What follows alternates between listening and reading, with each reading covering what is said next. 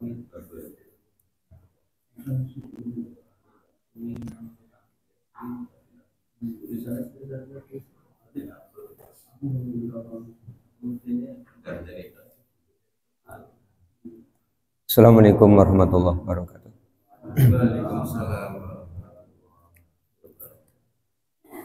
Innal hamdalillah nahmaduhu wa nasta'inuhu wa nastaghfiruh wa na'udzu billahi min shururi anfusina wa min sayyiati a'malina may yahdihillahu fala mudhillalah wa may yudlil fala hadiyalah. Asyhadu an la ilaha illallah wahdahu la syarika lahu wa anna Muhammadan abduhu wa rasuluh. Allahumma shalli ala Muhammad wa ala ali Muhammad kama shallaita ala Ibrahim wa ala ali Ibrahim wa barik ala Muhammad wa ala ali Muhammad kama barakta ala Ibrahim wa ala ali Ibrahim innaka Hamidum Majid. Bapak dan Ibu yang mudah-mudahan dirahmati oleh Allah. Syukur alhamdulillah balas senantiasa kita panjatkan kehadirat Allah Subhanahu wa taala atas seluruh limpahan nikmat yang telah Allah berikan pada kita. Salawat, salam dan keberkahan kita mohonkan kepada Allah agar senantiasa tercurah kepada Rasulullah Muhammad sallallahu alaihi wasallam dan keluarganya, sebagaimana Allah telah mencurahkan salawat, salam dan keberkahan kepada Nabi Ibrahim alaihissalam dan keluarganya. Bapak dan Ibu yang mudah-mudahan dirahmati oleh Allah, masih di Al-Quran surah Al-Imran. Pada pekan yang lalu kita sampai pada ayat 145 ya. Ini dalam tafsir Ibnu Katsir pembagiannya 144 sampai 148. Kita akan mulai dari ayat 146. Ayat-ayat ini Allah turunkan untuk menyemangati para sahabat seusai perang Uhud. Karena sebagaimana sudah kita kaji dan sudah kita baca, juga Bapak Ibu sudah mendengar bahwa pada peperangan Uhud awalnya Allah memberikan kemenangan kepada Rasulullah dengan para sahabat. Tetapi ketika para sahabat kemudian diuji oleh Allah dengan sesuatu yang dicintai oleh umumnya manusia, ghanimah, harta rampasan, kemudian setan menggelincirkan hati mereka sehingga orang-orang yang ditugasi oleh Rasul berada di atas bukit Uhud kemudian ikut turun. Ini umum menimpa hati manusia, Bapak Ibu. Kalau melihat harta itu kan kadang-kadang suka lupa. Rasulullah sendiri pernah menyampaikan bahwa ad-dunya khudratun wa khulwatun. Dunia itu hijau dan manis. Jadi tidak salah kalau ada ungkapan orang kalau melihat duit mripate dadi hijau kan berarti apa? Oh enggak hijau, nemen delengna duit kan. Memang ad-dunya itu khudratun, wa khulwatun, dan manis kan. Ya, siapa sih yang tidak mau ditawari harta? Karena mereka menyelisih perintah Rasul, sudah diwanti-wanti apapun yang terjadi jangan turun, tapi ketika mereka turun akhirnya Allah timpakan musibah kepada mereka. Yang tadinya menang kemudian berbalik menjadi kekalahan. Sampai Rasulullah terkena anak panah dan ada gigi beliau yang tanggal terkena anak panah. Kemudian muncul isu bahwa Rasulullah SAW itu terbunuh. Ini isu ini satu sisi melemahkan para sahabat, sisi yang lain juga menguntungkan. Karena orang-orang Quraisy kemudian bersorak-sorai, mereka segera pulang ke Makkah karena merasa sudah menang. Tapi begitu mereka tahu Rasulullah itu tidak terbunuh, mereka sedih. Para sahabat yang awalnya mendengar Rasulullah terbunuh, mereka kemudian bergembira. Maka Allah turunkan ayat 146 ini untuk menyemangati mereka. Allah Subhanahu wa taala telah berfirman, A'udzu billahi minasyaitonir rajim. Bismillahirrahmanirrahim.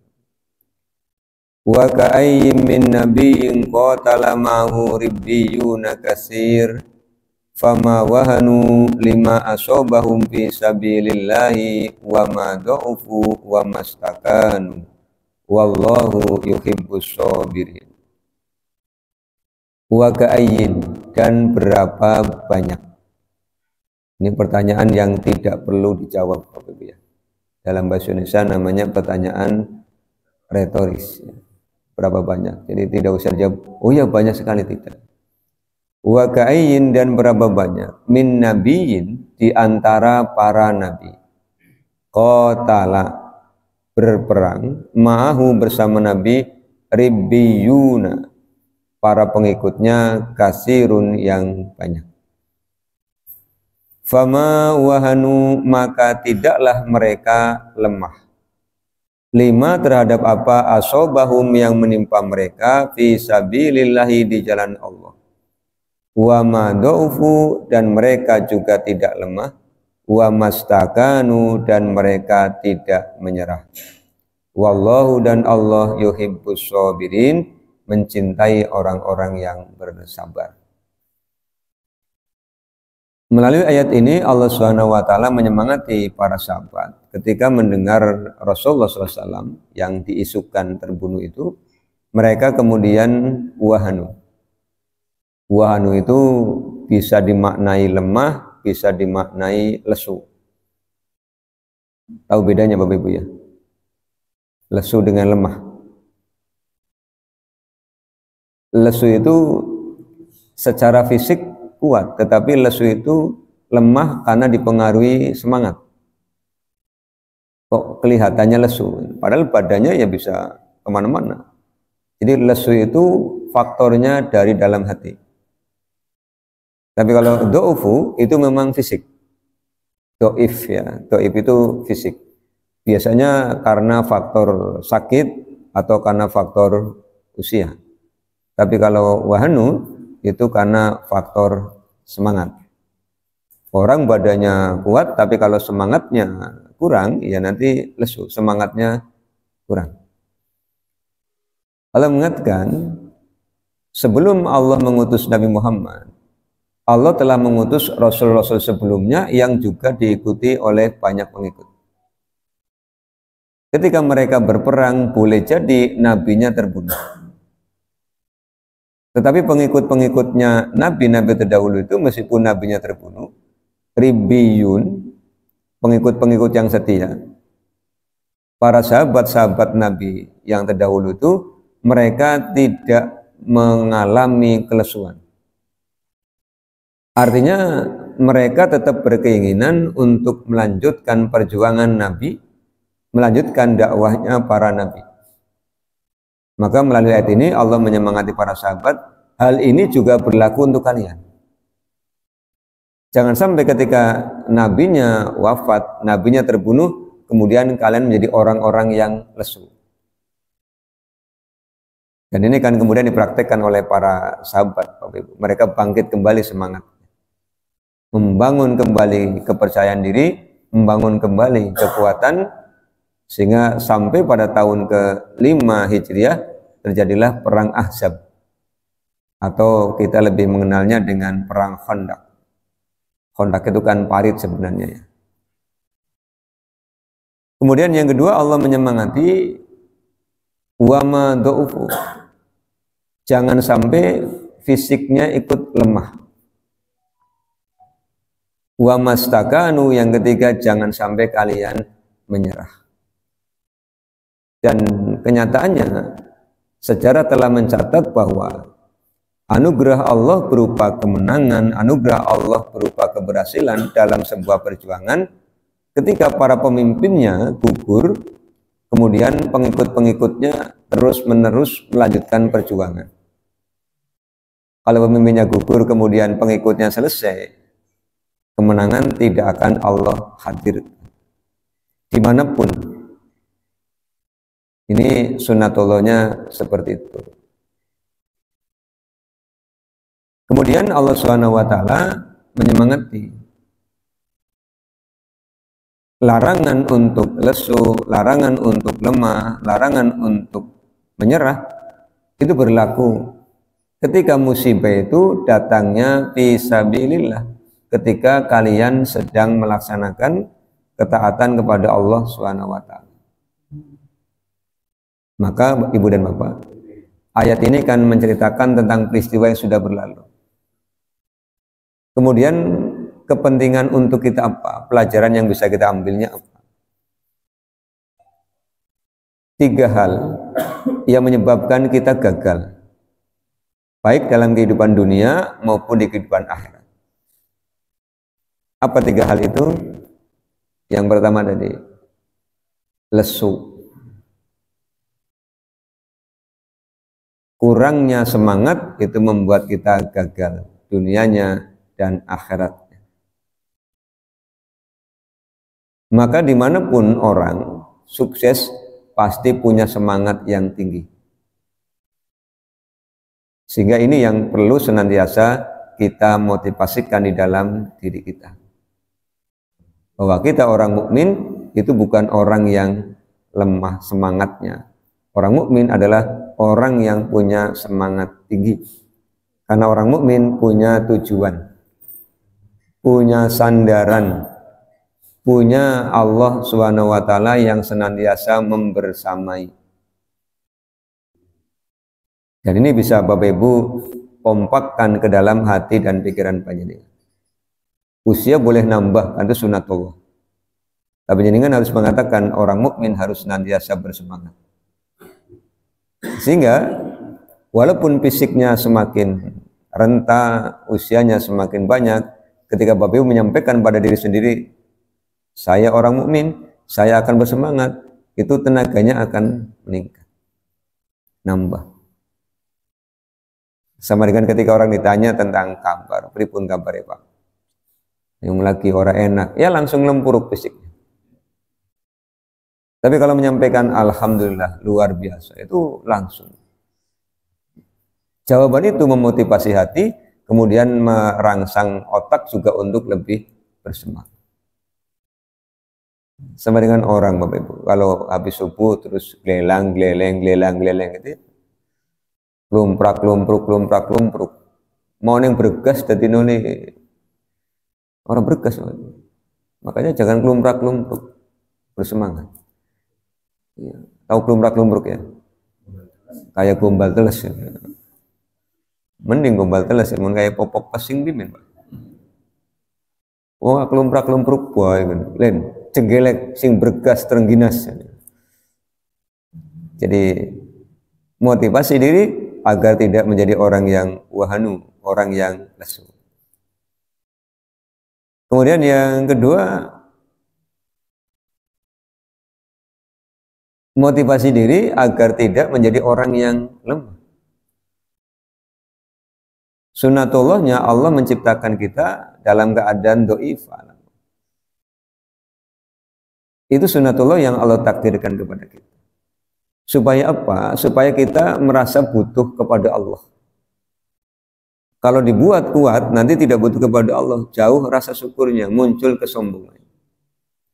Tapi justru dengan kelemahan itulah kita memaksimalkan potensi yang ada pada diri kita. Misalnya Bapak Ibu merasa, Pak, saya merasa lemah kalau menghafalkan. Ya harus belajar bagaimana cara mengatasi kelemahan ini. Oh iya, saya mau nyatat aja, nanti dibaca berulang-ulang. Sekali, 2 kali, 3 kali, 4 kali, 5 kali. Oh ternyata setelah baca 5 kali, saya ingat Pak, oh berarti sudah ketemu.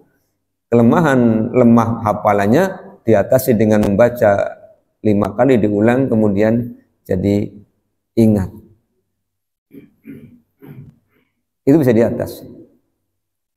Kemudian kelemahan fisik, karena ini sudah sunatullah.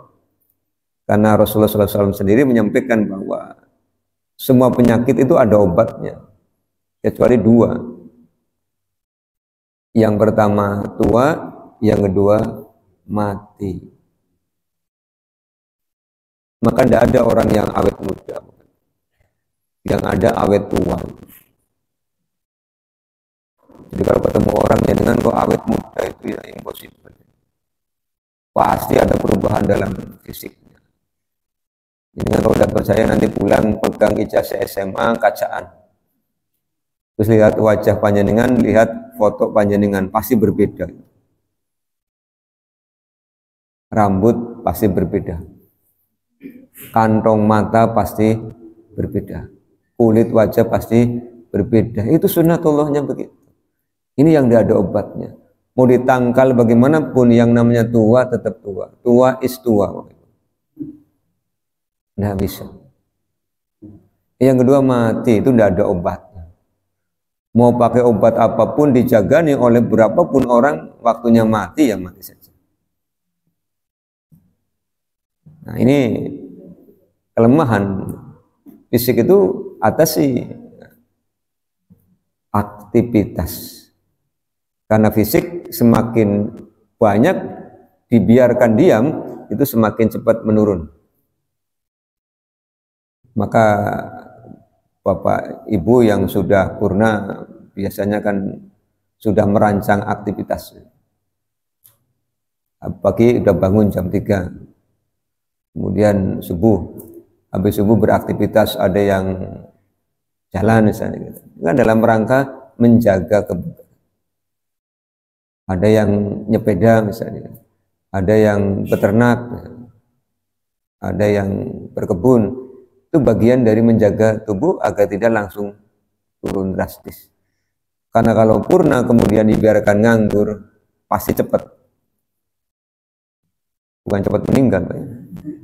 Karena meninggal tak urusan Allah SWT. Cepat lemah nanti. Apalagi sudah purna habis subuh jamaah ngeleleng.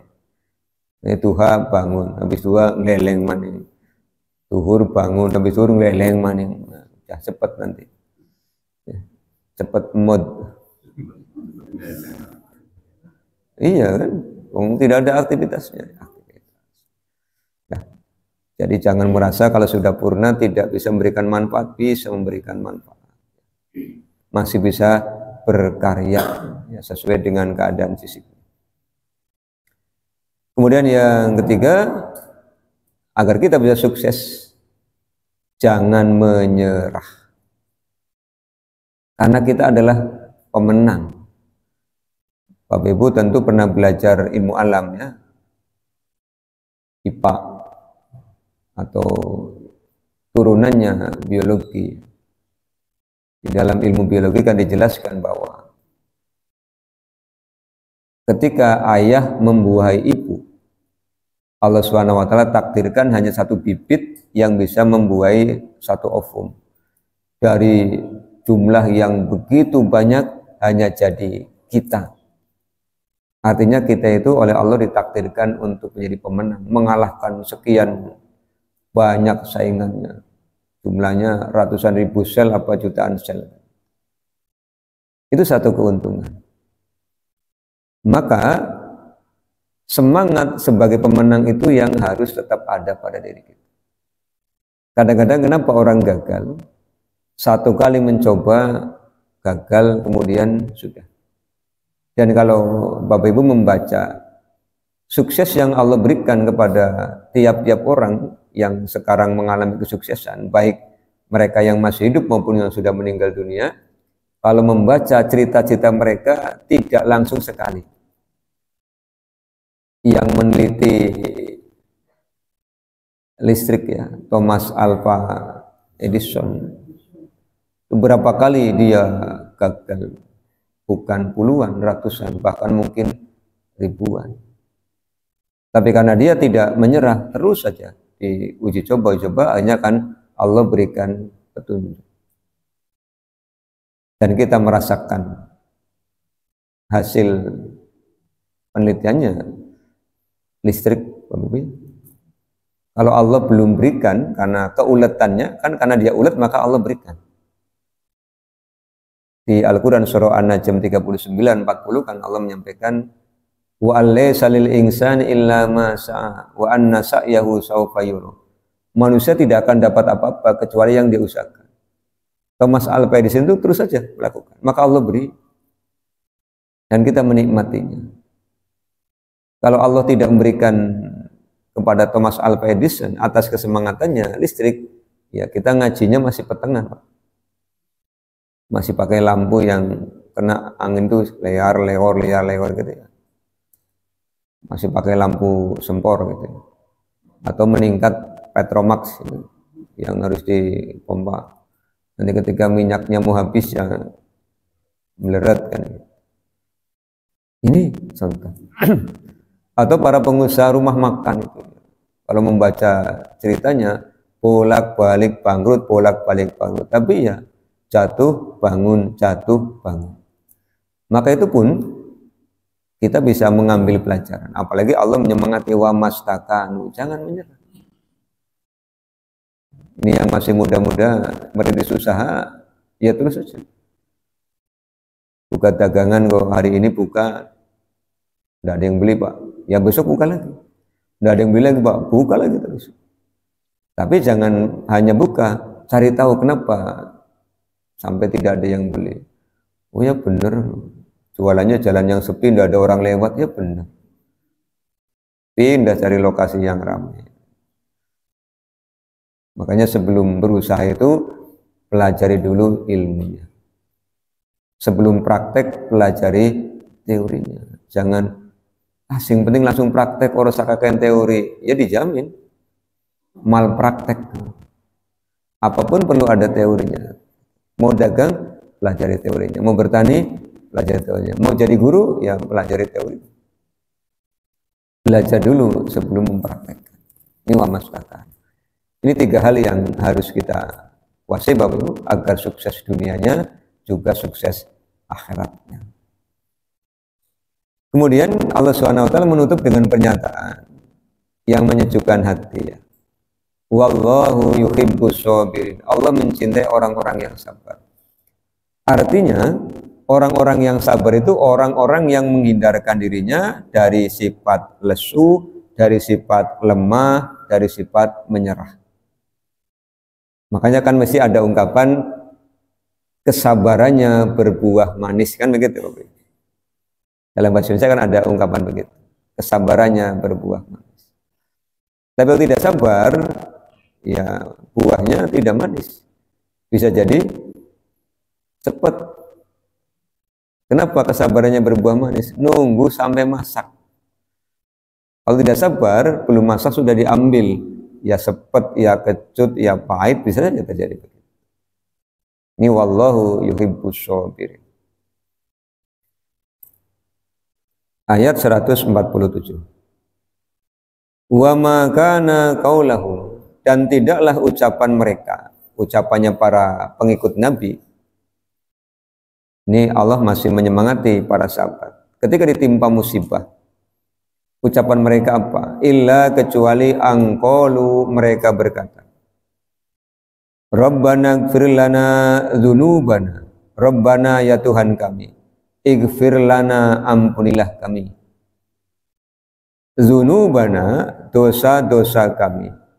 Wa israfana, israf, perbuatan yang melampaui batas kami. Fi amrina, pada urusan kami. Wasabbit aqdamana, dan teguhkanlah pendirian kami. Wangsurna, dan tolonglah kami alal qaumil kafirin, atas orang-orang kafir. Artinya apa Ibu dan Bapak? Para pengikut nabi-nabi terdahulu yang kemudian dikisahkan oleh Allah di ayat ini, ketika musibah menimpa mereka berupa kekalahan, mereka tidak berupaya untuk mengambing hitamkan siapapun, tidak berupaya untuk menyalahkan takdir, tetapi mereka muhasabah diri. Kenapa sampai musibah itu datang? Mereka sadar ada 3 hal yang menyebabkan kekalahan itu menimpa mereka. Ada 3 hal yang menyebabkan musibah itu datang. Dan ini kan pelajarannya untuk kita. Apa 3 hal itu? Yang pertama, dzunubana, dosa-dosa kami. Jadi dosa-dosa itu menjadi sebab datangnya musibah. Dosa itu penyebabnya apa sih Bapak Ibu? Dosa itu kan penyebabnya 2. Diperintah tidak mau, dilarang jalan terus. Saya mau kasih contoh yang sederhana saja, yang kaitannya dengan makan minum ya. Kalau kita kembali ingat di Al-Baqarah 168, Allah akan menyampaikan kepada kita bangsa manusia, ya ayuhan nasu kulu mimma fil ardi halalan thayyiba wala tattabi'u khutuwatis syaiton innahu lakum aduwwum mubin. Allah memanggil kita manusia, makanlah oleh kalian apa yang ada di bumi dengan dua syarat kata Allah. Yang pertama halal, yang kedua baik. Artinya kalau kita memakan yang tidak halal menyebabkan dosa kan? Kalau kita memakan yang tidak baik juga ada akibatnya untuk diri kita. Contoh, di antara Bapak Ibu mungkin ada yang oleh Allah dikurangi nikmatnya. Ada makanan tertentu yang tidak boleh dikonsumsi. Tetapi biasanya yang dilarang karena tidak sehat walaupun halal itu malah mengini. Ngawe-awe bahasanya gitu Pak. Tensinya lagi tinggi. Diwanti-wanti jangan makan yang terlalu asin. Nggak pengen peda. Nanti peda Pak. Peda tahu enggak? Terima kasih ya. Jadi ikan kembung yang diasinkan itu memang enak. Kalau sama nasi putih aja sudah enak. Tapi olehnya dibayangkan tidak enak Pak. Harus ada kenyataannya. Iman Mas Amin. Sabtu pekan depan apa makan peda? Lah, yang dilarang ternyata tetap pengen. Karena lama tidak makan kan, ikan asin tadi, wis, masya Allah nikmat. Begitu malam langsung bisanya lehernya kenceng, wis kepalanya ndak karuan. Ya kan itu melanggar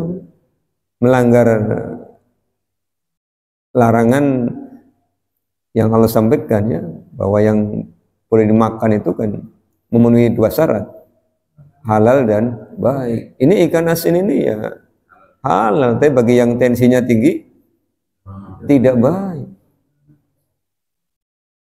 Ada lagi yang asam uratnya tinggi misalnya, begitu mampir ke rumah makan malah pengen makannya jeruan, awe-awe. Wayung pengen ya begitu makan ya naik semper. Itu yang kadang-kadang setelah selesai makan kemudian sakit, kemudian ke dokter datang menyalahkan makanan. Ini tidak boleh. Wong makanan tidak minta kita yang makan Bapak. Kita yang tidak mampu mengendalikan diri. Makanya kata Allah wala tattabi'u khutuwatis. Jangan mengatakan Pak, kan kata Allah halal. Kenapa kita tidak boleh? Karena tidak baik. Kalau halal tapi tidak baik begitu dimakan, ya kembali kepada diri kita. Sehingga kalau Bapak Ibu pahami Al-Zalzalah ayat 7 dan 8, itu pada ayat 8 kan Allah menyampaikan wa may ya'mal misqala dzarratin syarran yarah. Keburukan sekecil apapun ya kembali kepada diri. Usia sudah banyak, diingatkan jangan tidur di lantai, kipas jangan nyenter, sumuk Pak lantai, kipasnya nyenter, jam 3 bangun perutnya plung, aduh yang orang karuan ki ngereges. Udah diingatkan. Terus ngomong, perasaan lagi SMP ngelemprak berapa apa. SMP umurnya pira? 15 tahun, saya pira 71. Luye pira? Sudah diingatkan, Bapak semakin lemah. Kalau berkendara pakai jaket, kalau hujan pakai jas hujan. Enggak, waktu SMP saya biasa hujan-hujanan waktu SMP. Sekarang cucunya sudah SMP. Jadi fisik itu kan mengalami penurunan kualitas. Nah ini, jadi pelanggaran kita kepada aturan Allah itu menyebabkan datangnya musibah. Makanya bagaimana menyikapinya? Ya minta ampunan. Rabbana ighfir lana dzunubana Jangan kemudian menyalahkan gara-gara makan asin. Yang nyuruh siapa? Atau seperti kalau satu Syawal, Bapak Ibu ya, pagi sudah makan opor gitu ya, bersantan. Nanti siang pedas gitu ya. Nanti sore dingin, nanti malam diare kan gitu. Terus ngomong gara-gara makanan A, B, C, ya tidak. Gara-gara kita tidak mampu mengendalikan diri. Itu contoh. Akan langsung kembali kepada diri kita. Artinya, yang namanya pahala, yang namanya dosa itu real. Kemudian yang kedua, yang menyebabkan datangnya musibah adalah wa israfana, berlebih-lebihan. Makanannya halal, makannya baik, tubuh kita tidak masalah. Tapi karena berlebih-lebihan, ya jadi masalah. Sehat, tapi saking enaknya lidah, tidak mau berhenti, nambah lagi, nambah lagi, nambah. Akhirnya bahasa Jawanya kemelakaran. Kapungan, ditanyakan ini orang sholat raweh, warga temen pak, nah, terus pimen, terus karena kalau sholatnya lama nanti antep betul banyune kan, kaping wargene, ngaplang-ngaplang, karung lulus atas temen gitu, ini kan namanya israf, berlebih-lebihan. Apapun yang berlebih-lebihan tidak baik. Iya, karena khairul umuri awasatuha. Sebaik-baik perkara itu adalah tengah-tengahnya. Ya. Ngelih nemen ya tidak baik, wareg nemen ya tidak baik. Bapak Ibu tentu kan pengalaman bahwa makan yang nikmat itu adalah ketika lapar dan ketika sehat. Kenyang ya tidak nikmat. Lapar tapi sakit ya tidak nikmat. Makanya kadang-kadang orang itu pada keliru Bapak Ibu. Kalau lagi sakit ditawari nyenengan pengen mam apa. Angger sehat lah ngasih nawani Bapak. Ya makanya nanti kalau pulang mumpung tanggal muda ini baru tanggal 3 ya Pak. Nanti pulang istri ditanya, "Mah, pengen mam apa?" Tumben takon mumpung kon sehat pengen mam. Ngodong beriang tau ora pantak tawani ora doyan maeng. Isinya tawari malah wis lengko bae lengko. Lah biasa kowe ta beli. Ya ngerestor apa ngendi yuk. Ya kadang-kadang begitu, pas sakit bawain buah, bawain roti, bawain apa. Pas sehat enggak ada yang bawa buah, enggak ada yang bawa roti. Iya, kalau jenguk orang sakit kan bawa buah, bawa apa. Yang sakitnya bilang, lagi sehat lah ngasih buah, barang-barang di buah. Sudah dikasih buah dilihat, aduh pantangan kabeh. Begitu yang jenguk pada pulang, yang nunggu ini ngomong, ora apa-apa. Jenengan orang mamu ya? Iya, wis go sing nunggu nih. Sing tunggu sing tambah bergas ya Pak. Masya Allah ya. Kita jadi kebalik-balik begitu. Kalau sakit itu ya dibawain doa, didoakan. Dikasih kabar gembira sabar. Iya, kadang-kadang begitu.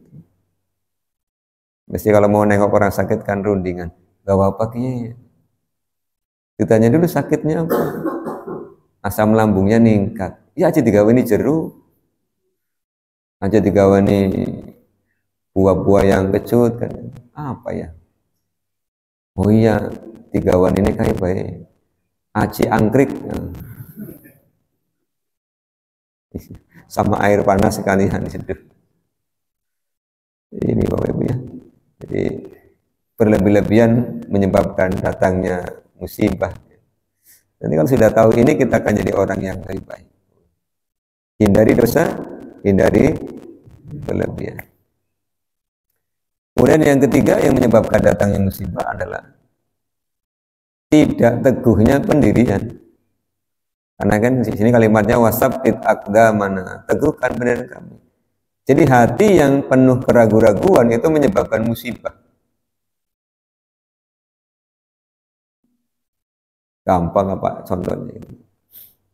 Berkendara ragu-ragu kan? Akhirnya kan karena nyetir ragu-ragu, leap gitu. Tidak apa namanya mantap. Sudah gitu mau belok bingung. Ke kiri apa kanan ya? Akhirnya ditinggi kanan belok ke kiri. Musibah. Diseruduk singburi akhirnya kan gitu. Ya, makanya di belakang kendaraan itu ada tulisan yang pernah saya baca ya. Doa. Ya Allah lindungilah aku dari riting kiri belok kanan katanya. Di belakang mobil saya baca begitu. Jadi supirnya mungkin pengalaman sering apa ngerem dadak, apa kaget, apa nyeruduk gitu ya. Ini akibat ragu-ragu. Maka ragu-ragu itu kan bukan sifatnya orang mukmin. Ragu-ragu itu sifatnya orang munafik. Orang mukmin itu tidak ada yang ragu-ragu. Karena bagi orang mukmin itu semuanya jelas. Halal jelas, haram jelas. Tidak ada yang ragu-ragu. Kata Rasulullah, "Da ma yuribuk ila ma yuribuk." Tinggalkan yang membuat Anda ragu-ragu. Kalau ragu-ragu, tinggalkan. Pak, misalnya pagi-pagi ragu sih, kayak pan ngaji apa orang? Kita sungkan itu ragu-ragu, Pak. Wis kena di share ning grup, hari ini ada kajian, terus ragu-ragu nyumpan mangkat apa orang ya?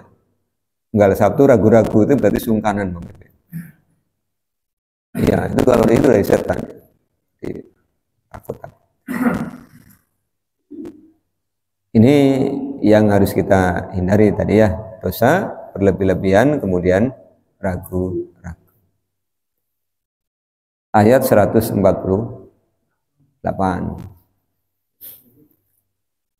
Fa'atahumullahu sawabad dunya.